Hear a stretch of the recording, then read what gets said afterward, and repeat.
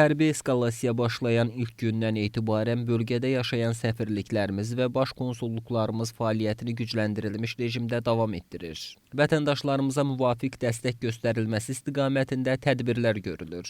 APA xəbər verir ki, bu barədə Xarici İşlər Nazirliyinin Mətbuat Xidməti İdarəsinin rəisi Ayxan Hacızadə, Yaxın Şərq regionunda vətəndaşlarımızın təxliyəsi ilə bağlı yerli mətbuatın suallarını cavablandırarkən bildirib. Onun sözlərinə görə, indiyə qədər bir nəfər istisna olmaqla vətəndaşlarımız arasında xəsarət alan olmayıb. Vətəndaşlarımızın təxliyəsinə gəldikdə, bugün Azərbaycan Hava Yollarına məxsus xüsusi təyyarə reisi ilə Səudiyyə Ərəbistanının Ciddə şəhərində 193 nəfər Azərbaycan vətəndaşı, 9 nəfər Gürcüstan vətəndaşı olan Azərbaycanlı və 5 nəfər Rusiya vətəndaşı olan Azərbaycanlı ölkəmizə təxliyə olunub. Bununla yanaşı ölkəmizin Birləşmiş Ərəb Əmirliklərində yerləşən vətəndaşlarımızın müntəzəm reyslərlə ölkəmizə qayıdışı Birləşmiş Ərəb Əmirliklərinin aidiyyatı hava yolları tərəfindən həyata keçirilir.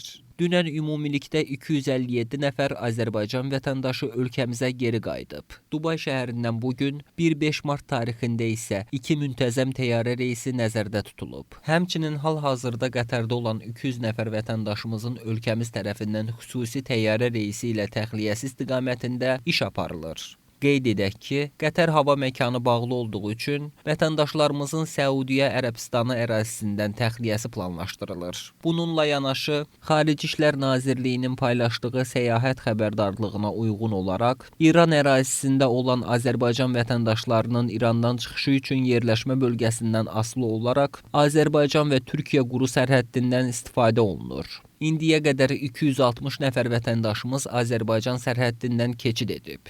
Hazırda bölgədə olan vətəndaşlarımızdan təhlükəsizlik vəziyyətini diqqətlə izləmələri, yerli hakimiyyət orqanlarının göstərişi və tövsiyələrinə riayət etmələri, kütləvi toplaşma yerlərindən uzaq durmaları və şəxsi təhlükəsizlik tədbirlərinin gücləndirilməsi xahiş olunur.